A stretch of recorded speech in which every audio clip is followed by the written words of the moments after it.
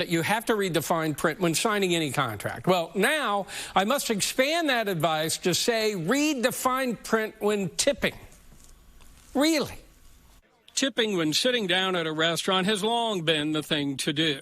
The rise of coffee houses and food trucks brought tip jars to just about every business taking counter orders. Now, video screens are in on the act, asking us to tip even before the product is handed over or service rendered. Online, we're asked to tip, too. With so many asking for tips, it is only right for us to ask, where does the tip money go? When you tip, who do you think gets the money? The staff should be the server. Let's just say we say the spas.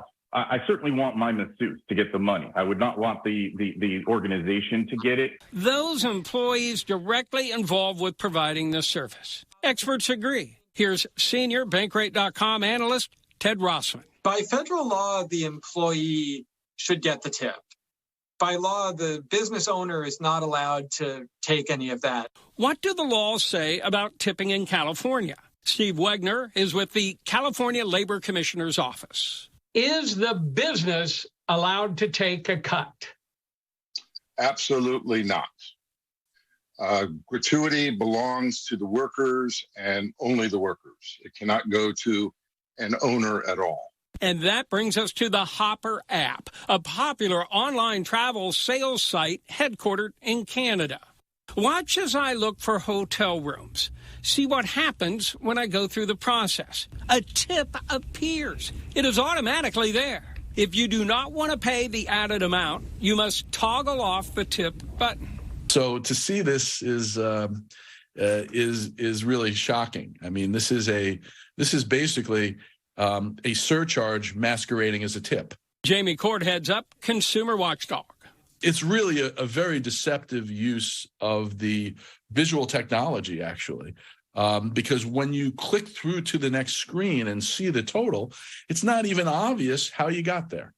And people we know are not likely going to give 10% tip to a company on top of a big travel bill for a hotel or an airline. I reached out to Hopper and asked who got the money. I received an email that said, this tip goes to Hopper and is completely optional. Customers have the ability to opt in or out. Wait, is that legal in California? Again, Steve Wegner from the California Labor Commissioner's office.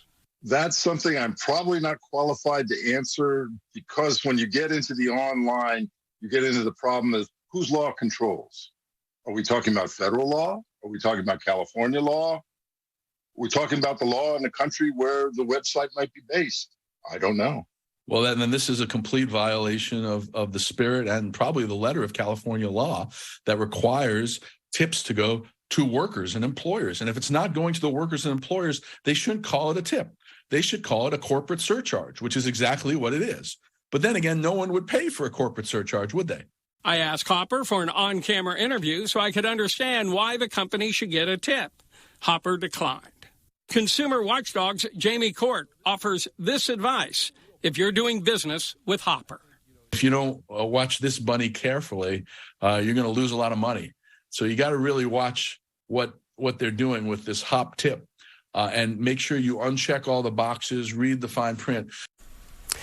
Now, if you want to know more about tipping, and the California regulations, I've posted a link to a great website. It's on our website at abc7news.com. If you receive tips, you really should take a moment and review this link I've got there. It makes a huge difference. Not to mention if we're scrolling just through an app or something now. Yeah, exactly. It's amazing. Unreal.